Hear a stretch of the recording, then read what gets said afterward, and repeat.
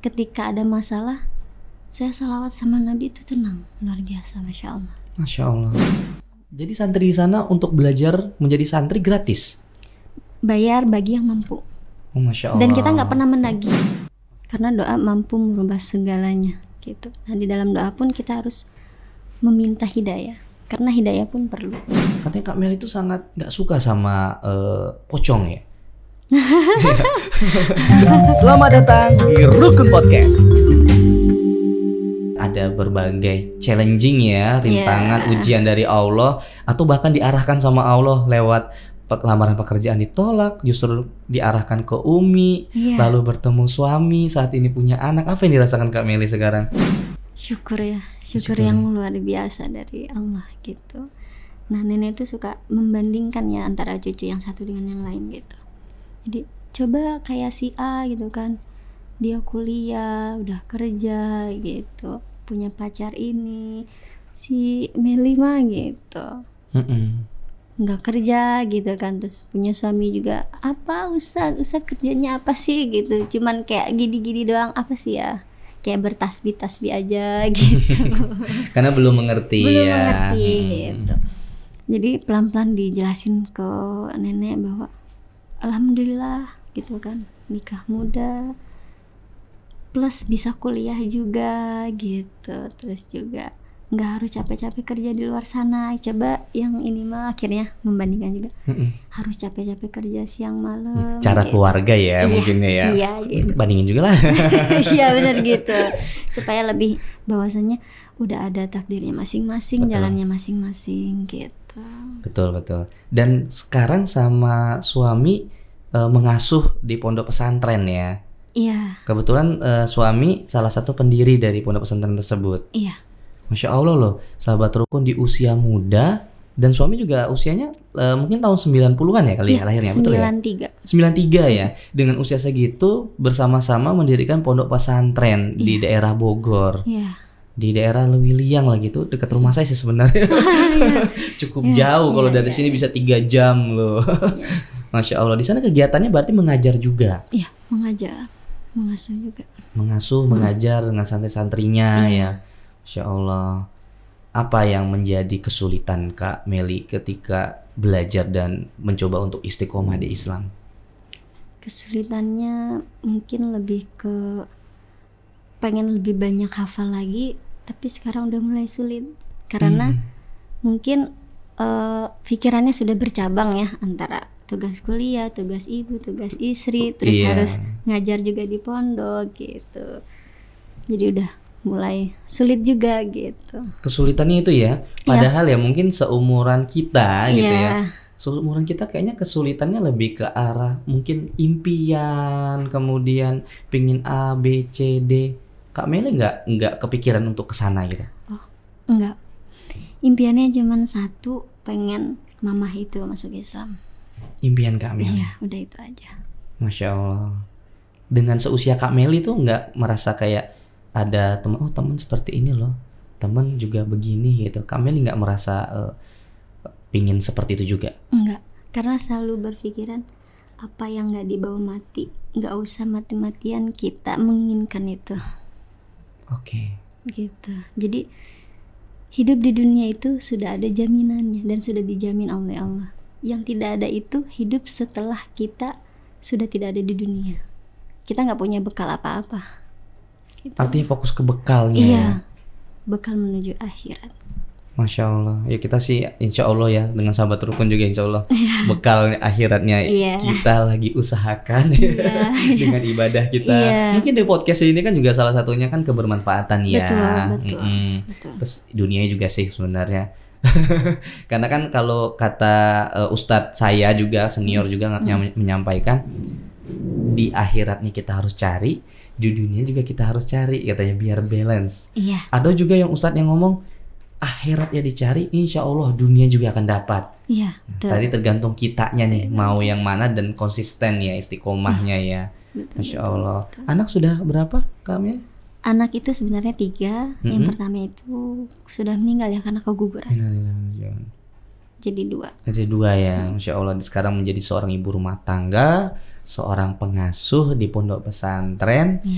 seorang istri tentunya. Betul. Masya Allah, luar biasa. Seorang mahasiswa juga. Seorang mahasiswa lagi. juga. Udah mau lulus ini pasti skripsinya agak sulit.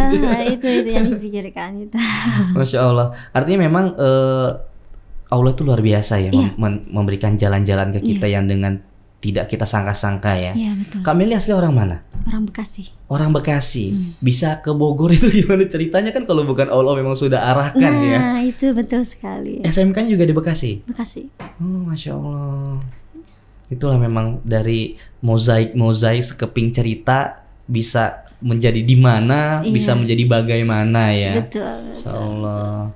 Ya insya Allah ya, nanti apa yang Kak Meli lakukan sekarang itu menjadi kebaikan buat Kak Meli juga ya tentunya ya. Nah, Kak Meli bisa dong kasih saran buat kita dengan sahabat rukun. Gimana sih biar tetap istiqomah nih, bisa menjalankan keyakinan dengan teguh di tengah terpaan dan ujian yang luar biasa itu? Kalau dari aku sendiri sih lebih ke sering-sering duduk di majelis ilmu, ataupun yang memang mungkin punya kesibukan bisa dari channel YouTube. Siapapun penceramah yang kita kagumi, sering-sering didengarkan. Karena saya mengalami sendiri bahwa mendapatkan sebuah ketenangan itu dengan mendengarkan ceramah. Ceramah. Iya. Apalagi ceramahnya berisi tentang Nabi Muhammad SAW. Kenapa itu? Saya sangat merindukan Nabi gitu ya, ngefans lah bahasanya gitu. Karena dari akhlak beliau, dari cerita-cerita beliau yang memang guru-guru saya selama ngaji itu selalu bercerita tentang Nabi dan Nabi, sejarahnya Nabi seperti itu. Jadi membuat saya kagum dan membuat saya tenang. Ketika ada masalah, saya salawat sama Nabi itu tenang, luar biasa, Masya Allah. Masya Allah.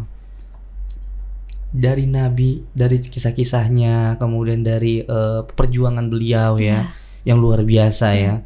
Masya Allah. Memang kalau dibandingin dengan kita sih, ujian dari Allah itu nggak ada apa-apanya ya. Benar. Dan bahkan kalau dilihat kan biasanya kan identiknya kalau misal Islam kurang baik, kurang bagus. Justru padahal Nabi mengejar kita dengan sangat baik ya. Betul. Masya Allah. Itu berapa lama ketika menjadi seorang mu'alaf hingga akhirnya menjadi fans dari Nabi Muhammad SAW? Itu setelah mengikuti kajian Ustazah Halimah Idrus. Jadi tahu Nabi, kisah-kisah Nabi itu dari Ustazah. Apa kisah yang paling menyentuh bagi Kak Meli terkait perjuangan Nabi? Lebih ke syafaat dari Nabi ya untuk kita umatnya. Karena saya merasa amalan saya sedikit, puasa saya pun bisa terhitung, salat pun tidak sampai tumit-tumit saya bengkak gitu ya. Dengan modal cinta sama Nabi, insya Allah saya bakal selamat. Masya Allah. Artinya begitu cintanya Nabi ke kita ya Kak Meli ya. Iya. Yang bahkan kita yang sangat fakir ya ibaratnya ya. Iya. Bahkan ibadah kita itu kalau misal mau dihitung-hitung sama Allah, kita tuh nggak ada apa-apanya ya, betul, gitu ya. Betul. Tapi karena mungkin dari syafaat Nabi kita mungkin bisa diampuni sama Allah dari dosa-dosa kita. Cuman Nabi yang bisa saya andelin gitu. Karena dari amalan-amalan saya yang sedikit itu. Itu yang menjadi pegangan teguh Kak Meli. Iya. Dari kajian itu. Yang tadinya saya sehari salawat 10 kali ditambah 100 sampai akhirnya 1000 sehari. Agar apa? Agar nabinya kenal sama saya gitu. Karena pintu ketika diketuk terus menerus pun nanti akan dibukakan. Karena penasaran, siapa sih ini yang ketuk-ketuk aja gitu. Begitupun dengan salawat, siapa sih ini yang manggil-manggil terus gitu. Akhirnya Nabi kenal sama kita. Iya, kita sebagai umatnya juga harus ikhtiar yang terbaik untuk mendapatkan yang terbaik juga.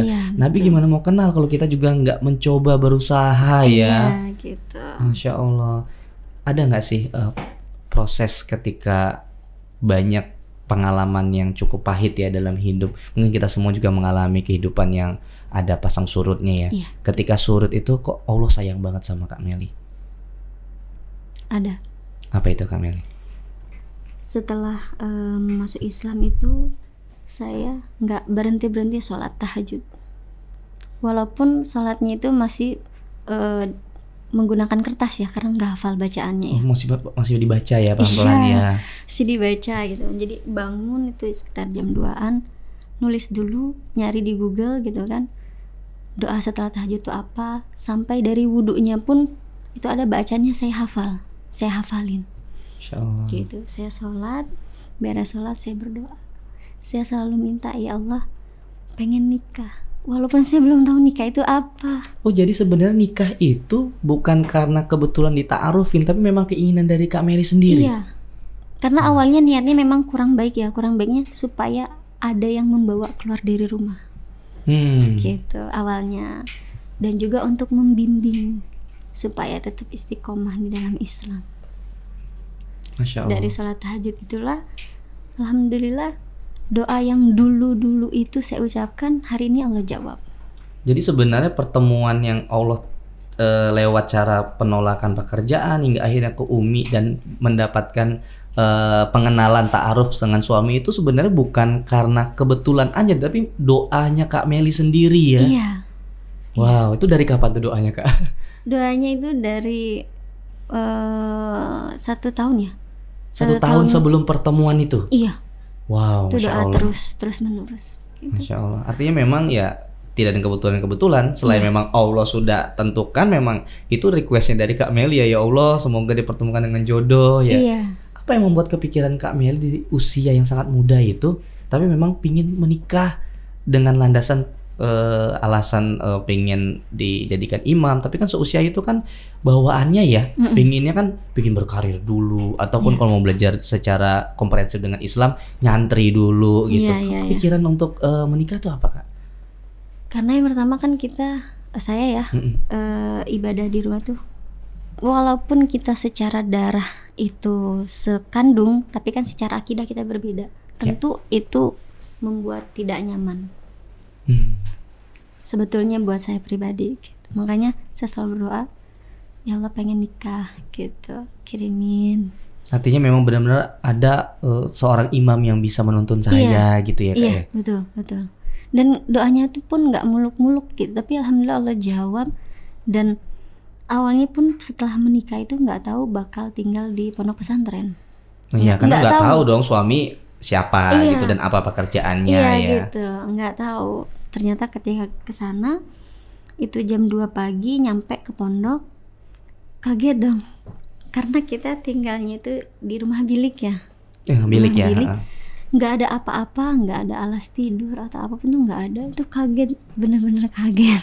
Karena pemikirannya kok sudah menikah kok ditinggal di tempat seperti itu ya. Gitu. Pondok kok seperti ini ya gitu. Kasarnya di rumah tuh pakai tempat tidur loh, enak gitu. Kok di sini enggak gitu kan. Akhirnya ya yang penting sama suami, dia yang penting juga seiman.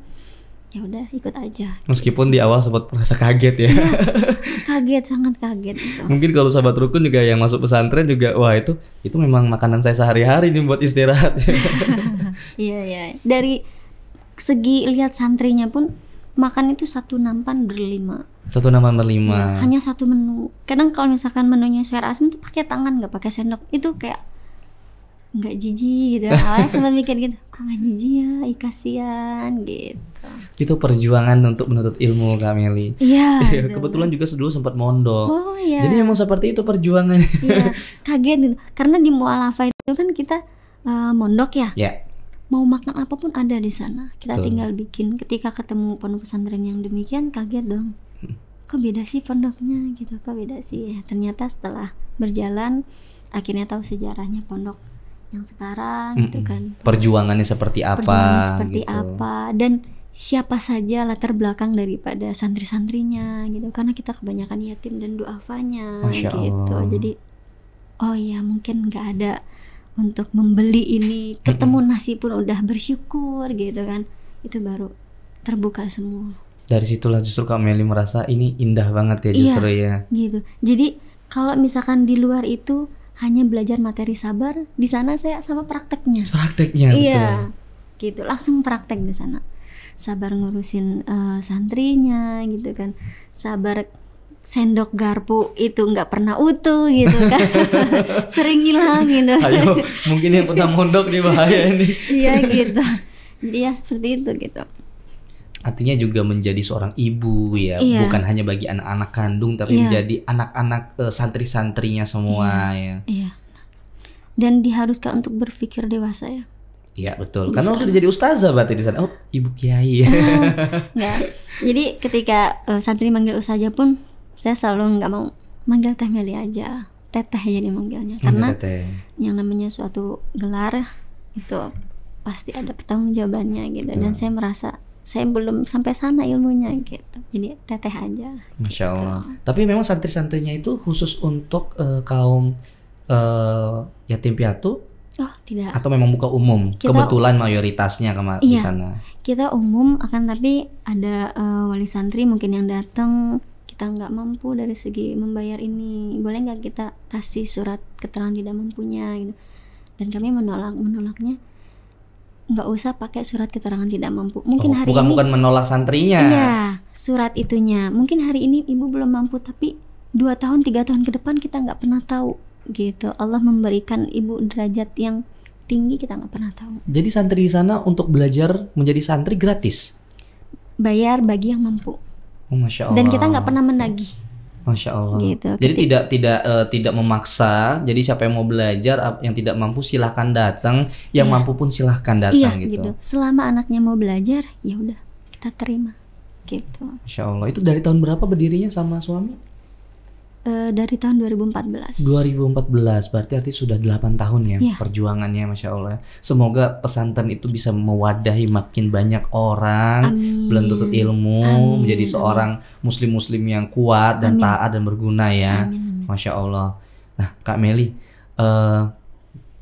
mendidik itu kan tadi kan ya, memang kan sudah jawaban dari Allah lewat doa-doa Kak Meli ya, untuk menjadi seorang istri, kemudian mengikut imam, bahkan imamnya sekarang pengasuh santri ya. Artinya kan menjadi orang yang dewasa di usia itu gimana Kak Meli di tengah prakteknya langsung ya, tidak hanya teori ya. Nah, jadi sebenarnya ketika ada sebuah masalah apapun, kalau di depan suami pasti kayak anak kecil lah ya. Tapi kalau di depan santri ya kita harus berusaha dewasa, seolah-olah tidak terjadi apa-apa, karena bagaimanapun kita adalah pendidik di sana, orang tua mereka, kita harus mencontohkan yang baik. Artinya tetap tahu situasi dan kondisi ya. Kalau di depan suami kenapa harus dewasa sekali ya? Iya gitu, kadang kok sendok hilang terus sih, ini gimana sih? Udah beli lagi aja gitu. Masya Allah, Masya Allah. Nah Kak Meli, kemarin tuh sempet nih dari tim Rukun observasi sedikit, ada kan video-video Kak Meli juga di media sosial ya, di YouTube juga ada gitu. Katanya Kak Meli itu sangat nggak suka sama pocong ya. Waktu awal-awal dulu belum mengenal Islam ya. Iya. Kenapa Kak Meli? Karena kan kalau di agama kita kan kalau meninggal kan itu kan pakai baju bagus, di make up, terus pakai rapi ya. Rapi lah intinya. Kalau di Islam kan tanpa baju gitu ya. Kayak lebih dulu dimakanin rayapnya gitu, terus kayak nggak leluasa gerak lah kalau dipocongin itu. Ya karena udah mati, gimana mau gerak? Tapi itu pikiran dulu ya. Iya, itu pikiran dulu. Tapi sampai nggak maunya melihat atau mendengar seperti itu? Ya. Terkait pocong itu, sebencikah itu? Iya. Tapi akhirnya terjawab kan waktu ketika hijrah itu? Terjawab. Karena kita pun lahir dalam keadaan maaf telanjang ya, pulang pun sama gitu. Kita karena, tidak membawa apa-apa ya. Iya gitu, nggak ada artinya apa yang kita punya selama di dunia itu berupa barang ya, kecuali amal kebaikan. Masya Allah. Berarti memang nilai dari kita sebagai manusia ini hanya sebagai seorang hamba ya. Iya. Betul. Yang memang kita sebagai mengabdi kepada Allah ya, kembali lagi ya sebagaimana adanya kita ya. Iya betul. Masya Allah. Dan Kak Meli ini dulu waktu sebelum hijrah tuh seorang ini ya, penyanyi ya. Iya penyanyi ya dulu ya. Penyanyi gereja. Oh Masya Allah. Artinya kembali ke sebelumnya, artinya tidak ada intervensi dan lain sebagainya, itu tidak menutup juga Kak Meli aktif untuk beribadah di keyakinan sebelumnya gitu ya. Iya. Karena maksudnya kebanyakan dari sahabat Rukun juga mempertanyakan kan, ini hijrah apa karena jangan-jangan nggak aktif nih dengan keyakinan sebelumnya, atau tadi mungkin ada narasi-narasi intervensi ataupun mungkin ini jangan-jangan mau nikah nih, padahal kan nggak seperti itu ya gitu. Nggak seperti itu gitu. Dia memang lagi rajin-rajinnya aja ke gereja, bahkan nyuruh adik untuk dibaptis ya, karena kan belum dibaptis adik. Oke. Kang, ayo dibaptis, mau kapan gitu kan, biar kita lebih dekat sama Tuhan gitu.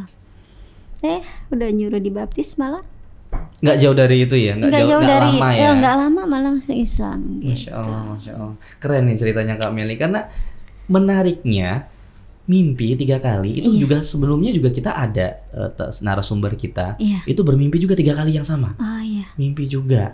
Tapi kebetulan mimpinya itu ada penolakan, ini jangan-jangan cobaan atau apa gitu. Hingga akhirnya menjadi seorang mu'alaf. Nah Kak Meli ini mungkin ceritanya berbeda ya, karena kan beda-beda perjalanan hidup seseorang ya.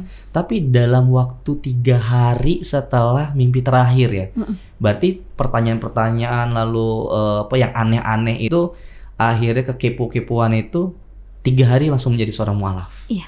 Luar biasa, Masya Allah. Nah sekarang apa nih yang bisa Kak Meli mungkin kasih saran ke sahabat rukun, gimana cara kita, kalau tadi kan istiqomah ya Kak Meli ya. Kalau ini kita kan keinginan kadang seusia kita nih banyak nih Kak Meli. Pengen A, pengen B, atau kita pengen ibadah nih, pengen ibadahnya ngaji itu harus bisa, menghafal harus bisa gitu kan. Tapi cobaan dengan kegiatan sehari-hari kita atau malasnya kita nih luar biasa nih. Nah kalau Kak Meli sebagai seorang pendidik juga nih kebetulan, kasih dong saran-saran ke kita biar sahabat rukun juga dapat tipsnya. Gimana sih biar tetap bisa mendapatkan ilmu dan konsisten gitu. Yang pertama doa ya, karena doa mampu merubah segalanya gitu. Nah di dalam doa pun kita harus meminta hidayah, karena hidayah pun perlu. Hidayah untuk mengajar itu kita perlu juga, untuk belajar, bahkan hidayah untuk datang ke sini pun sebenarnya kita perlu hidayah. Karena effort. Luar biasa jauh ya. Kita perlu hidayah gitu kan. Yang pertama doa.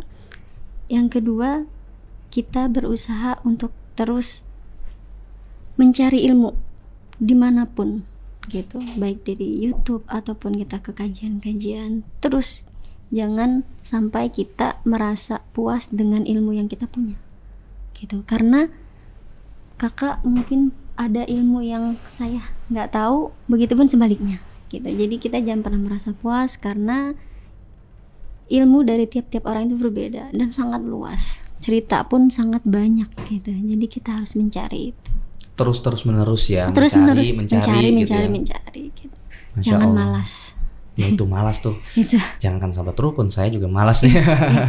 Tapi kita berusaha terus ya. Betul. Dan jangan pernah melihat ketika orang berbuat sebuah kemaksiatan kita langsung menjudge gitu ya. Karena kita nggak pernah tahu di akhir hidupnya orang tersebut Allah berikan hidayah dan bertobat, lalu tobatnya diterima dan masuk surga, kita nggak pernah tahu. Setuju. Gitu. Jadi jangan sampai lisan kita menghina, mencaci, karena kalau Allah mau, kita akan dibuat seperti itu. Setuju. Iya. Karena memang kita tidak pernah tahu ampunan yang Allah berikan, rahmat yang Allah kasih ke setiap orang ya. Nantinya kita mau rasa bagus, padahal mungkin bisa jadi orang yang kita zolimi, orang yang kita omongin itu justru lebih bagus dan lebih dikasih rahmat dengan Allah. Betul gitu.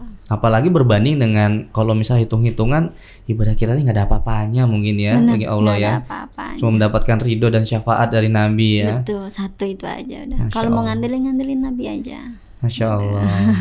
Luar biasa nih sharingnya bersama Kak Meli nih. Terima kasih Kak Meli udah berkenan sharing bersama sahabat rukun semua. Insya Allah bermanfaat. Amin. Dan sahabat rukun juga terima kasih udah menonton sampai saat ini, mendukung terus channel Rukun Indonesia di Rukun Podcast. Dan jangan lupa untuk subscribe channel kita, dukung like, komen, dan share juga. Dan tentunya kita juga ngebacain kok komen-komen, saran-saran dan masukan ya. Kebutuhan apapun konten-konten dan narasumber-narasumber yang mungkin sahabat rukun idekan, nanti kita usahakan, termasuk juga masukan-masukan biar rukun bisa lebih baik lagi nih. Betul. Dalam bidang dakwahnya gini ya, syiarnya ya, sebagai wadahnya nih ya. Betul. Masya Allah, terima kasih Kak Meli atas waktunya. Sahabat rukun, assalamualaikum warahmatullahi wabarakatuh. Waalaikumsalam warahmatullahi wabarakatuh.